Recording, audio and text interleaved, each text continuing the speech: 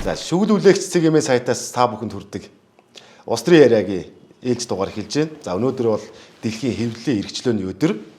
Тийм учраас өнөөдрийн дугаараар бид хоёр улс төрийн талаар ярихгүй, хэвлэл мэдээллийн эрхчлөө, хэвлэл мэдээлэлтэй холбоотой зарим нэг ойлголтын талаар ярьж өгнө. За товчхон юу ярих гэж байгаа хэлчихв. Тэгье. За нэгдүгээрт бол мэдээж хэвлэлийн эрхчлөө Монголын хэвлэлийн эрхчлөөний талаар ярина. Хоёрдугаарт ташаа мэдээлэл, хуурамч мэдээлэл, худал мэдээлэл гэдэг энэ гурван ойлголтын талаар жаахан дэлгэрэнгүй ярьж өгье. За тэгэхээр хамгийн түрүүнд хэвлэлийн эрхчлөө гэж ер нь юу юм бэ? Хаанаас гаралтай идвэ? Манад чанарын хувьд хэдэн хувьтай явна вэ? Олон улсын индексрээ бид урагшилдаг уу, ухардаггүй. За тэр талаар нэг сайхан яриад. Тэгээ ЮНЕСКО-гоос нэгдсэн үндэсний байгууллагаас дэлхийн хэвлэлийн эрхчлөөний өдрийг 1980-аад оноос хойш яг албажиж эхэлсэн нь бол 80-аад оны сүүл юм байна. Тэгээ ер нь бол 70-аад оноос хойш 70-аад онд бол сэтгүүл зүүн эрхэлдэг, сэтгүүл зүйтэй холбоотой хүмүүс хэвлэлийн эрхчлөө гэдэг ойлголтыг хүмүүс төрөхийн тулд тухайн үед бол яг хоёр лагер байсан шүү дээ. Социалист лагер, капиталист лагер. Тэгээ энэ хоёр лагерын сэтгүүлчид бол инх тайвны төлөө за дээрээс нь өөрсдийнхөө хэвлэл нийтлэг эрхчлөөг хадгалахын тулд нэгддэг байсан ийм баяр.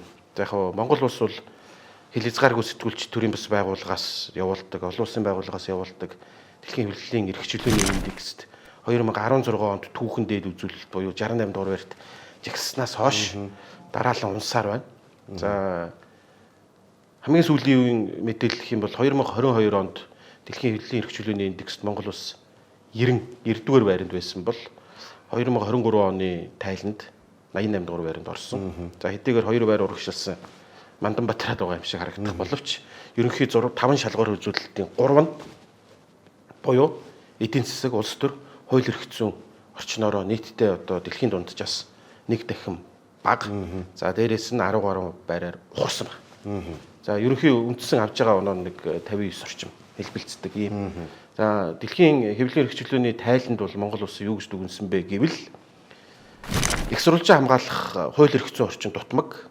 За дээрээс нь энэхүү хууль эрх зүйн орчин одоо дутмаг байгаагаас шалтгаалаад тухайн одоо хэвлэл нийтлэх эрхийг нь зөрчих. За дээрээс нь тухайн хувь сэтгүүлчийг хуульд заагаагүй зүйл ангиар баримтлан саатуулах. За хэвлэл нийтлэх эрхчлөөнд нь халдах эрсдэлтэй байна гэдэг ийм ерөнхий дүгнэлт бол өгсөн. За хэвлэлийн эрхчлөөний тайланг ерөнхий 23 оны дүн шинжилгээг нь харах юм бол дэлхийд даяар хэвлэлийн эрхчлөөний ерөнхий одоо экосистем маш муу байна. Тааруу байна гэж. За энэ нь бол 2022 оноос Орос улбооны улс Украины газар нутагт талдсанаас хойш дэлхийн геополитик болон одоо бусад харилцаанд сэв сууж эхэлсэн. За дээрээс нь хүйтэн дайнаас хойших хамгийн хурцтмал нөхцөл байдалд ирсэн учраас үүнийгээ дагаад хэвлэл мэдээллийн экосистем алдагдаж эхэлж байна гэдэг ийм дүгнэлт бол гаргасан байна лээ. За үүн дээр хэвлэлийн эрхчлөөнд хамгийн том аюул зануул учруулж байгаа зүйл бол фейк ньюс буюу одоо хуурамч мэдээлэл байна. Хуурамч мэдээллийн эсрэг дэлхийн сэтгүүл зүй болон хэвлэл нийтлэх тэр үйл ажиллагаа эрхэлж байгаа дотоод редакцууд ч дархлаагүй байна. За дэлхийн одоо бодлого боловсруулагч ч гэсэн хууль эрх зүйн орчин дутмаг байгаа учраас хуурамч мэдээлэл аюул зануул учруулж байна гэдэг ийм дүрмхий дүгнэлт бол гаргасан байгаа. За дээрээс нь дэлхийд даяар 10 улс тутмын 7 нь хэвлэлийн эрхчлөөгүй байна гэдэг. Энэ бол 1990 оны сүүл дундаас хойш хамгийн тааруу үзүүлэлт байна. За дээрээс нь альва одоо тухайн улс орны засаг захиргаа хэвлэл нийтлэх эрхчлөөнд нь халдах одоо үйлдэл бол гаргасаар байна гэдэг ийм дүгнэлтийг бол хийсэн байна лээ. За манай хоёр хөрш бол нэг нь 164 дугаар байранд за бүгд найрамд хятадд улс бол хамгийн сүүлийн 3 улсын нэг нь байна. За зүүн өмнөд Аз буюу Аз твийн улс орнууд ерөнхий үзүүлэлтээрээ сүүл мөшгөж байна. За Африк төв бол тэр угаасаа байсан. За зүүн Европ, за тэр дундаа Төв Европын улс орнуудад хэвлэлийн эрхчлөө цензуртэх ийм магадлал бол маш их байна гэдэг ийм дүгнэлт өгч байна. За мөн Латин Америкийн улс орнуудад мөн адил одоо энэ сэтгүүл зүйн болон хэвлэлийн эрхчлөө маш дутуу байна. Ийм мэдээлэл бол байна. За энэ дээр нэг зүйл бол мөргөлдөж байгаа.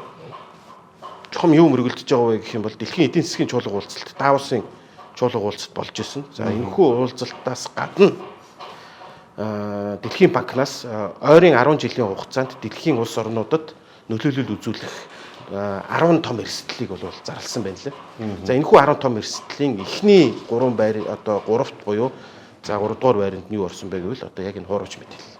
Хэмэл оюун ухаан ашиглаж аливаа нэг зүйлийг бодол мэдээлэл рүү чиглүүлэх юм акт зөрнүүлж байна. За үүнийх нь эсрэг хэвлэл мэдээллийн өөрийн дотоод орчноороо зохицуулж за мөн үүн дээр нь бодлого боловсруулагчид бодлогын хувьд нэмэрлэж байж энэхүү хуурамч мэдээллийн эсрэг зогссноо гэдэг ийм зүйлийг хэлжсэн. За мөн дэлхийн хэвлэлийн хэрэгжүүлээний тайлан мэдээлэл яг энэ зүйлтэй бол нэгдэж байна.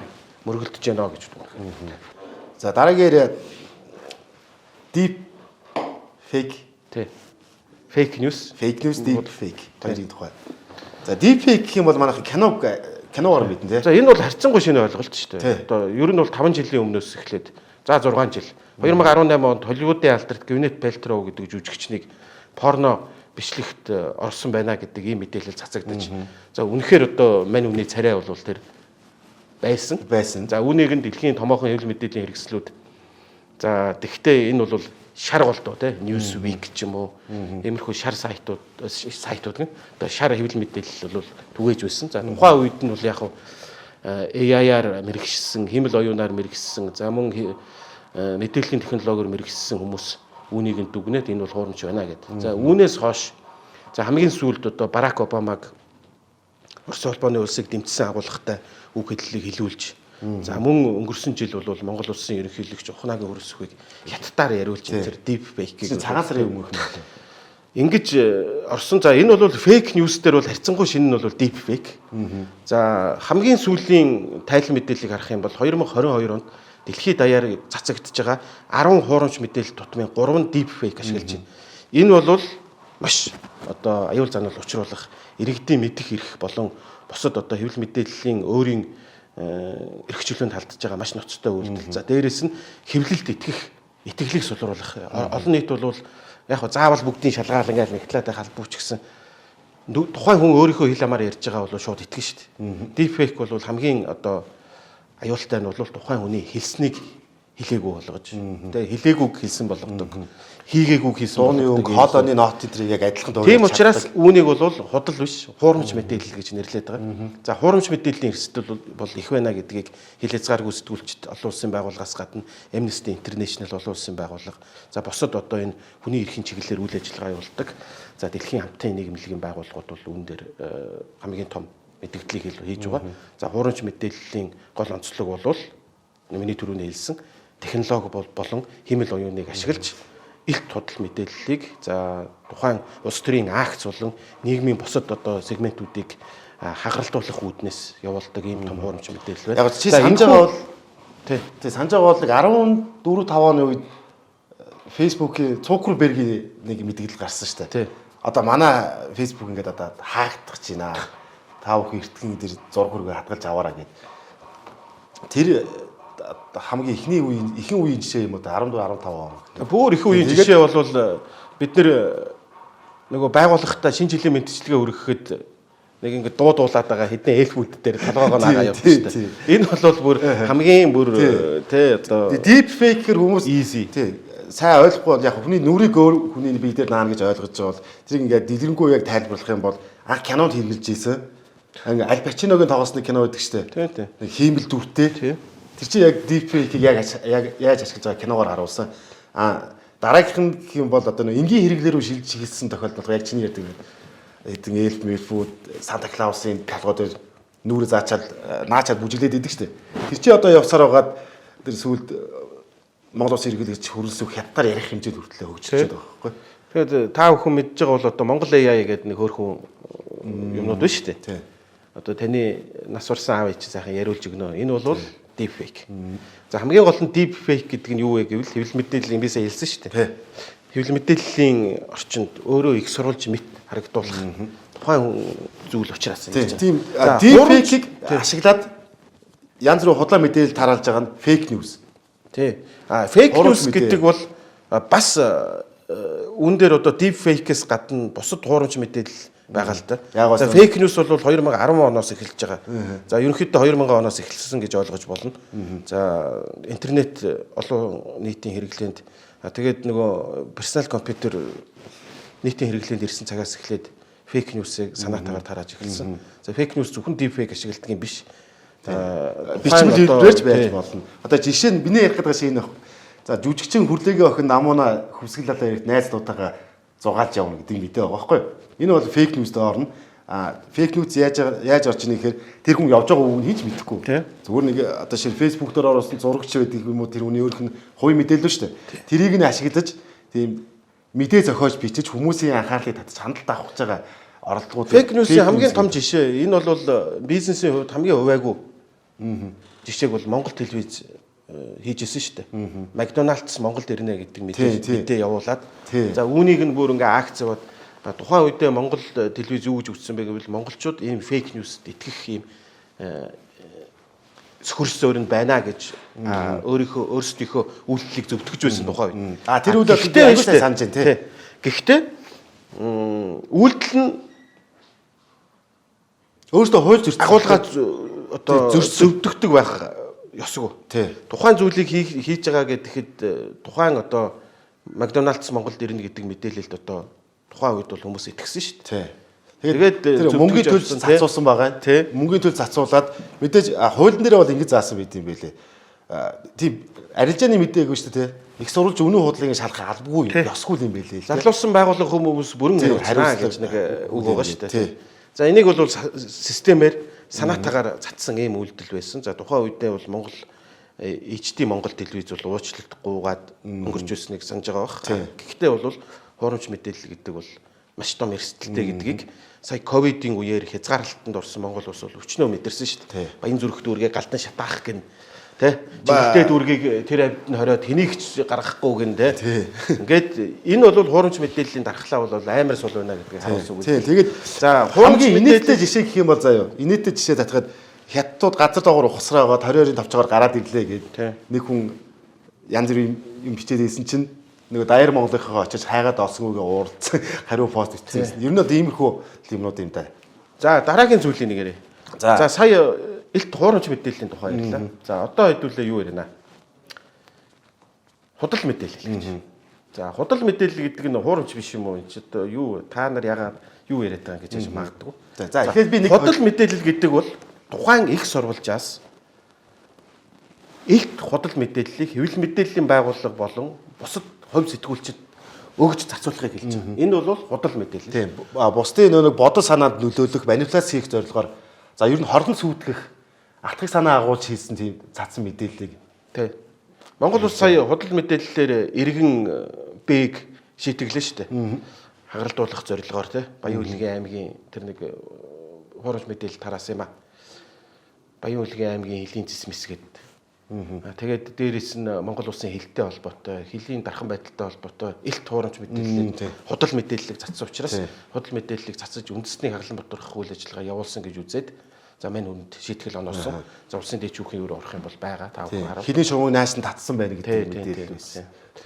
Энэ бол худал мэдээлэл. За ялангуяа худал мэдээлэл бол сонгуулийн үеэр болон за манай улс төрчид бол хийж байна. За ялангуяа одоо нөгөө X ерөнхийлөгчөнд тодорхойлсон гачгаар.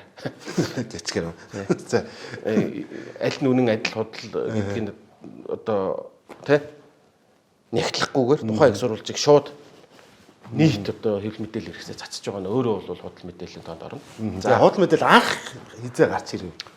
Дэлхийн түүхэнд худал мэдээлэл бол William Randolph Hearst гэдэг шар хэвлэлийн дэлхийн шар хэвлэлийн эцэг гэгддэг хүн. Тухайн үед бол Испани, Америкийн хооронд дай өрнж байсан. За Калифорни мужийн төлөөх энэхүү дайны үеэр Америк Испанийн цэргүүд Америкийн газар нутагт ирээд хүүхэд чухтыг ир эмгүү хүчнэтэж явж байна гэдэг ийм мэдээлэл тавиад зургийг зурвуулад гаргасан. За тэгээд тухайн үед бол Америкийн нэгдсэн улсын конгресс шууд одоо шийдвэр гаргаад үндэсний гвардийн армийн одоо илгээх зэргийн тоог нэмэгдүүлж за тэгээд нөгөө Калифорниг өөртөө авахын төлөөх энэхүү дайн бол өрнж байсан. За энэхүү дайны төлөө одоо худал мэдээллийг цацсан нь бол энэ түүхэнд яг хэвлэл мэдээллийн хэрэгслээр дамжуулж ирж байна. За бүр хамгийн анхны худал мэдээлэл бол тэгэл нэг гартаа шагаан чинээ нүж авчихсан. Амд амжсан цоо. Өөрөө худал мэдээлэл шүү дээ. За мөн Македоны Александрыг 2 эвэртэй гинлээ гэж хүмүүсийг айлгаал тэ. Энэ бол худал мэдээллийн тоонд орно. Гэхдээ яг дэлхийн хэвлэл мэдээллийн түүхэнд Уильям Рэндольф Ферст Америк Испани дайны үеэр илт худал мэдээлэл тараагаад за тухайн үед Уильям Рэндольф Ферстийн нэг үг байдсан шүү дээ. Юу болж байгаа нь чухал биш ээ. Юу болгох нь чухал гэдэг. Тийм учраас Уильям Рэндольф Ферст Ер нь тийм Пулитцер хоёрын өрсөлдөөн хэвлэл мэдээллийн хэрэгсэлээр гурамч мэдээлэл одоо тий худал мэдээллийн төлөх анхны одоо тийм нөхцөлийг бүрдүүлсэн гэж дүгнэж байна. За дараагийнх нь ташаа мэдээлэл. Ташаа мэдээлэл гэдэг. За энэ дээр би нэг жишээ авъя л да. Иргэн бай амиа хорлоод зугтжээ гэдэг юм алдаатай гарцыг байна шүү дээ. Энэ бол ташаа мэдээлэл байж болж байгаа. Энэ бол худал мэдээллийн одоо дүү гэж хэлж байна. Тийм дүү. Энэ бол гэхдээ санамсаргүйгээр тухайн одоо сэтгүүлч болон редакторын одоо гаргаж байгаа техникийн алдааг ташаа мэдээлэл гэж. Ташаа мэдээлэл бол санамсаргүй. Заавал чадвар цацъя гэдэг нэг юм юу байхгүй. Одоо жишээлбэл миний гаргасан хамгийн том ташаа мэдээлэл байгаа шүү дээ. Тухайн үед бол Монголын залуучуудтай холбооны ерөнхийлөгчөөр Зоригт Баатар гэдэг үг ажиллаж байсан. Арт эрх сүнд би ажиллаж байлаа тухайн үед. За залуучуудын холбоо гэдэг энэ байгууллага бол аливаа нэг улс төрийн өнгө будгаар буддаг байгууллага биш гэдэг арчиг байсан. Тэгээд ардын эрхтэр нөгөө дэглэлтэн дээр нь биш гэдэг нь алга болоод байгууллага гэдээ явцсан. Тэгээд тухайн үед бол маш том алдаа болж тухайн үед одоо редакцаасаа тухайн одоо их сурвалжлаасаа уучлалт гуйж ингэж явж байлаа. За тийм учраас ийм ташаа мэдээлэл дараа нь гаргаж болохгүй байна гэдэг ийм юу гүн бат суусан. Ташаа мэдээлэл гэдгийн ойлголт нь бол. Дээрхнүүд бас манай нэг сонин дээр цаг хугацаа гэдэг үг бичиж жагаад тэндээ алдаад цаг ба гацаа гэдэг тийм том гарчигтай нийтлэл гарч ирсэн. За энэ бол бичиг үсгийн алдаа бол техник талаас байна.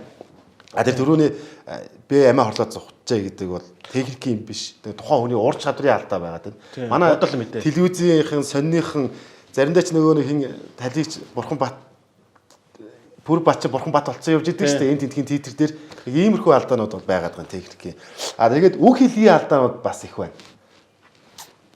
Үг хэлгийн алдаанаас болж юмны утгагүй байна шүү дээ. Одоо жишээлбэл Азийн хөгжлийн банк гэдгийг Азийн тэгээ энэ Г2 үсгэж чинь ойрхон шүү дээ. Хөнжлийн банк болох жишээ. Дэлхийн банк биш, дэлхийн банк золгож байгаа жишээ ч юм уу. Ингээд энэ бол техникийн маш том алдаа шүү дээ. ТV8 дээр ч гэсэн гарч ирсэн тий. Амны хаалт гэдгийг алны хаалт болгоод тий. Дорнод гэдгийг порнод дээр болгоод тий. Энэ бол яг нөгөө үсгийн техникийн алдаа нь. Бусад одоо миний саяны хэлсэн бол одоо үзэгч та бүхэн нэг зүйлийг л ойлгочих. Хуурамч мэдээлэл гэдэг бол техник технологийн дэвшлиг ашиглаж илт хуурамч мэдээллийг цацгыг хуурамч мэдээлэл гэж байна. За худал мэдээлэл гэдэг бол бүн санаатаагаар их сурвалж мэтэр тухайн үйл баримтыг баримт болгож хэвлэл мэдээллийн байгууллага болон тухайн редакцид мөнгө төлж өгөхийг хэлж байна. За ташаа мэдээлэл гэдэг бол тухайн хэвлэл мэдээллийн байгууллага болон сэтгүүлчийн гаргасан техникийн алдаа хэлж байна гэж. Энийг бол сайн ойлгочих хэрэгтэй байна. За ер нь бол гимгүү алдаа л юм да. Тийм мэдээлэл. Тэгээд одоо сүүлд нь хэлэх юм бол за эн чинь misinformation, disinformation, fake news гэсэн юм гурван ойлголтоо шүү дээ. Тэнгүүд энэ misinformation, disinformation-ыг энгийн хүмүүс байтугай яг мэргэжлийн сэтгүүлчнэр хүртэл сайн ойлгодог юм лээ. Тэгээд энэ талаар Америк Конгресс 18 лөө 19 онд авч хэлсэн. За ер нь misinformation гэж яг юу юм бэ? Dis гэж яг юу юм бэ гэдэг энэ нэр томьёог задлж ингэж хүмүүст ойлгуулад ойлгуулсан. Яагаад гэсэн гэхээр энгийн иргэд ирсэн мистис гэдэг информашн ойлгохдоо бүгд л адилхан хуурамч мэдээ, худал мэдээ гэж ойлгоод ирсэн учраас ялгааг нь гаргаж өгсөн. Манай одоо энэ тал дээр манай энэ хэвлэлийн үрээдгийнхээ бас ажиллаж байгаа. Яг хөө тий хэвлэлийн ажиллаж нөгөө Данидагийн төслөөр хэрэгжиж байгаа. Монголд хамгийн анх тий хэвлэлийн судалгаа хийсэн байгууллага шүү дээ. Тий нээлтийн нийгэм форум дараа нь орох бах. Тэгээд Globe International төрийн бас байгууллага байна. Тэгээ Amnesty дараа нь орох бах. Яг хэвлэл мэдээллийн чиглэлээр судалгаа явуулж байгаа нь бол өөрөө хэвлэлийн хүрээлэл байна л да. За саяных дээр ярихад бол өөрөө одоо яг энэ miss this fake гэдэг энэ зүйлийг тайлбарлаж хэллэгт оруулсан нь бол Америк нэгдсэн улс болон Канада улс байна. За тэгээ Commonwealth буюу хамтын нөхөрлөлийн улс орнууд өнгөрсөн 3 жилийн хугацаанд miss this энэ fake-ийг одоо тайлбарлаж за улмаар одоо тухайн Австрали ч юм уу тухайн байгууллага одоо улс орны хэвлэл мэдээллийн байгууллагаар дамжуулж олон нийтэд бол энийг сурталчилж эхэлж байна. За Европын холбоо бол дэлхийн практикт анх удаага хэмэл оюуныг хуульчилж хэвлэл мэдээллийн байгууллагын итгэлийг зулруулахын эсрэг ашиглаж болохгүй, улс төрийн акс хийж болохгүй гэдэг ийм зохицуултыг хийж байна. За Америк нэгдсэн улс удахгүй Конгрессийн танхимд бол хэмэл оюуныг хуульчилсан одоо хуулийн төслийг бол одоо хэлэлцэж байгаа. За Шинэ Зеланд, Аз нумхан талын улс орнуудаас бол Шинэ Зеланд бол одоо хэлэлцэж байна. За удахгүй бүгд баримтагт дартуулс мөн адил одоо яг энэ хэмэл оюуны эсрэг хууль гаргана. За саяхан Арабын нэгдсэн Эмират бас авч хэлэлцэж байгаа. За Персийн болонгийн улс орнууд нэгдсэн үндэсний байгууллагын доктортой хөгжлийн үзэл баримталд суурилсан энэхүү одоо шалгуур шаардлагын хэрэгжүүлэхийн тулд одоо хэлэлцэж байгаа. За хэвлэлийн хэрэгжүүлээгөөрөө бол Персийн болонгийн улс орнууд маш доогуур байр эзэлсээр ирсэн. За яагаад гэх юм бол абсолютны хаан засаглалтай улс орнууд шүү дээ. За тийм учраас хатуу чанга хуультай бас. За тэгээд хэвлэлийн хэрэгжүүлээний өдрөөр за та бүхэнд хуурамч мэдээлэл, худал мэдээлэл, ташаа мэдээлэл гэсэн энэ гурван ойлголтыг өглөө. За мэдих эрх бол нийт хүнд төрөхтөөл заяагдсан ийм эрх байдаг.